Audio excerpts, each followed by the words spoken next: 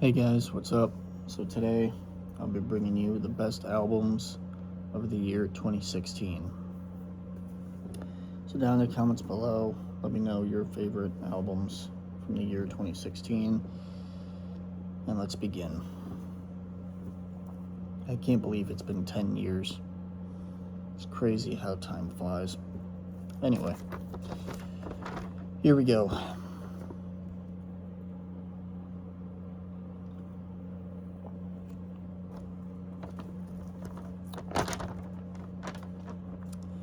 So at number 1, I have Aaron Lewis with his album Sinner.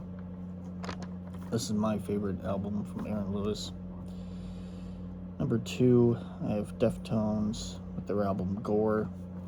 Now, I don't think Deftones have ever released a bad album, but I do think that Gore isn't as bad as fans make it out to be. I think it's pretty good. Number 3, Avenged Sevenfold with the album The Stage. This album has grown on me with time, and I think it's gotten better as time has gone on.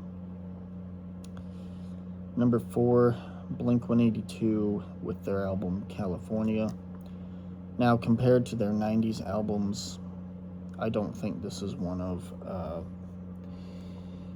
the band's best. But when it comes to the band's modern material, because I know it's not really fair to compare modern Blink-182 to classic Blink-182, but when it comes to the band's more recent output, I think this is their best album of their modern material. I might get some looks for that, but I don't really care. Number 5, Buckcherry with Rock and Roll. I know I'm going to get some looks for having Buckcherry on my list, but I think they're a decent band. I think they got some decent albums and songs. And Rock and Roll is no exception. Number 6, Bury Tomorrow with their album Earthbound. This is a pretty underrated metalcore band. I discovered them in 2020, so I got into them a few years later. But I think they're pretty good. And if you're a fan of metalcore, I would recommend you check them out. Number 7, I have Chevelle with the Northern Corridor.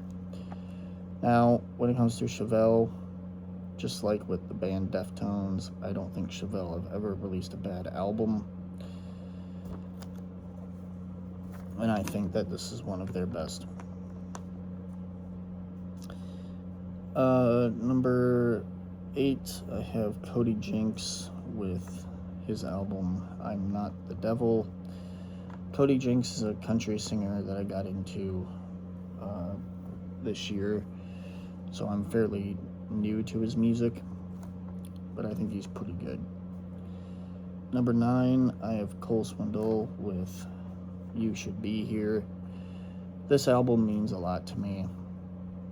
This album got me through a lot of nasty breakups, and the songs on this album still hold up all these years later, and I think it's one of Cole's best albums. Number 10, I have Devour the Day with their album Soar. This is a pretty underrated rock band, and if you like rock music, if you like hard rock and post-grunge, I would recommend you check these guys out. They're pretty good. Number 11, Dierks Bentley with his album Black. I got into Dierks Bentley around this time when this album came out. So it's crazy to think that I've been a Dierks Bentley fan for 10 years. And I saw him live this year with Luke Combs in Wisconsin, so that was awesome. He opened up for Luke Combs, which was a surprise for me because I didn't know that Dierks Bentley was on the bill with Luke Combs, so that was awesome. And he actually performed the song Somewhere on a Beach live during his set, which is a song from this album. Number 12, Dope with Blood Money. Now, between Blood Money and Blood Money Part 0, I think Part 0 is the stronger of the two albums, but I still think Blood Money is pretty good. Number 13, Drake with his album Views. This was the album that got me into Drake. I remember a classmate of mine, I think it was during math class, he downloaded Views on my school laptop. And I've been a Drake fan ever since. So, I've also been a Drake fan for 10 years, which is nuts. Number 14, Drowning Pool with Hallelujah. I think this is Drowning Pool's best album since the debut, Sinner. And it's their best album of their modern work.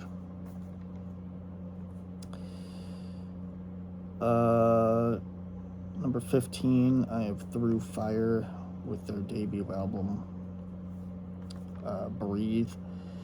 Now, Through Fire is actually a band that had a name change. They were actually formed in the early 2000s. In 2004 under the name Emphatic. They released 2 albums under that name, and a self-titled, and then their next album came out in 2013. Yeah.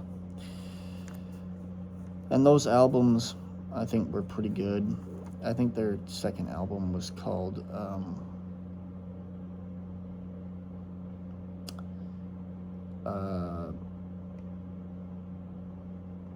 Better Life. And then Emphatic disbanded after 2013. And then in 2016 had the name change, released Breathe, and they have since released 2 more albums since then.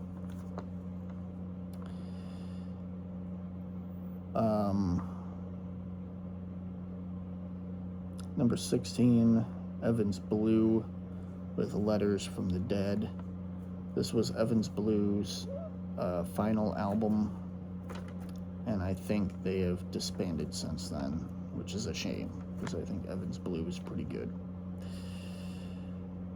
Number 17, I have Filter with their album Crazy Eyes.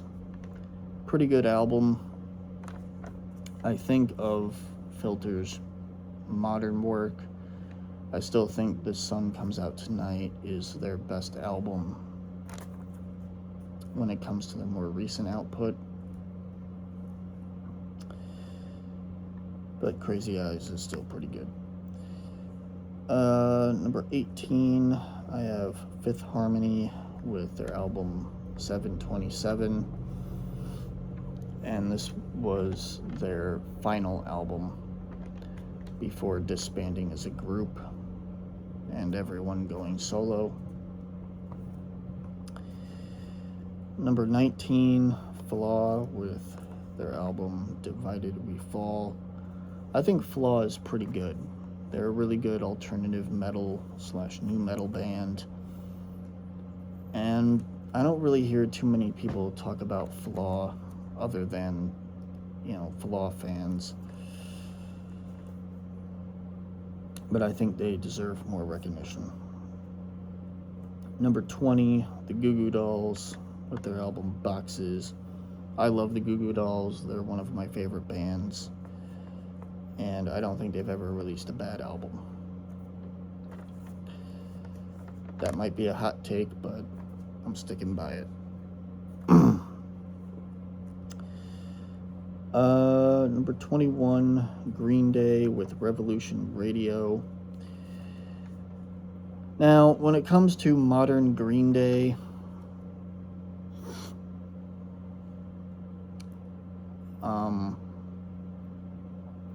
it's kind of hit or miss for me. I prefer old Green Day, but I think Revolution Radio, it's got some good songs on it. And with, the stuff they've been putting out recently, it makes Revolution Radio seem like a diamond in the rough. And it's actually an album from Green Day that's grown on me lately, so there you go.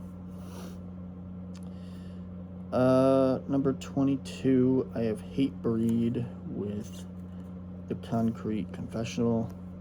I think Hatebreed's pretty good. I know not everyone likes Hatebreed, but, to each their own, I guess. Number 23, I'm going to get some looks for this pick, but Head PE, their album Forever. I think Head PE is pretty good. When it comes to nu metal, I think they're a pretty underrated band. I think they're one of the better nu metal bands when it comes to late 90s nu metal.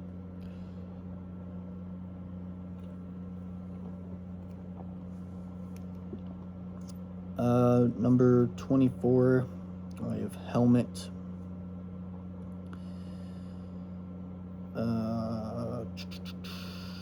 Dead to the World. Solid album. Not one of their best, but it's good for what it is. Number 25, J. Cole with For Your Eyes Only. And J. Cole's never released a bad album. In my opinion, I think he has a perfect discography.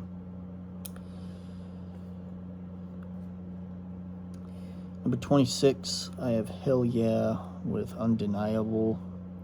This was my introduction to Hell Yeah. I don't think Hell Yeah will ever compare to Mudvayne. I'm always going to think Mudvayne is better than Hell Yeah, but when it comes to Hell Yeah, I do think they have some decent albums and some good songs. And Undeniable, I think, is Hell Yeah's best album.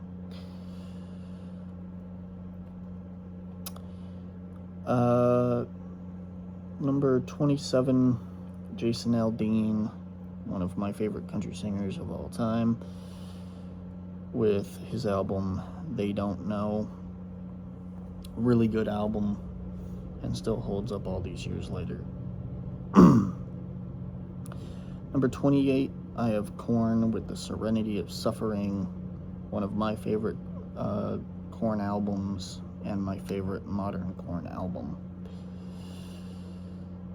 Number 29, I have Megadeth with Dystopia.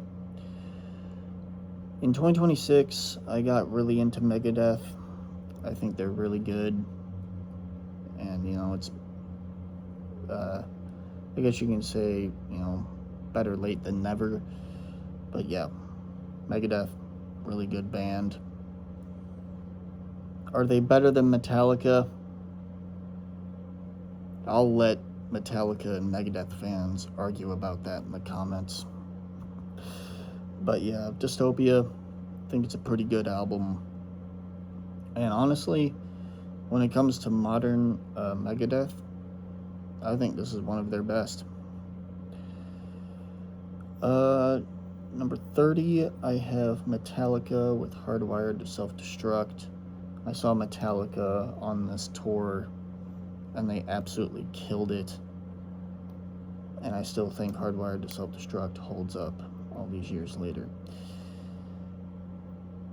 Last but not least, at number 31, I have Devil Driver with their album Trust No One.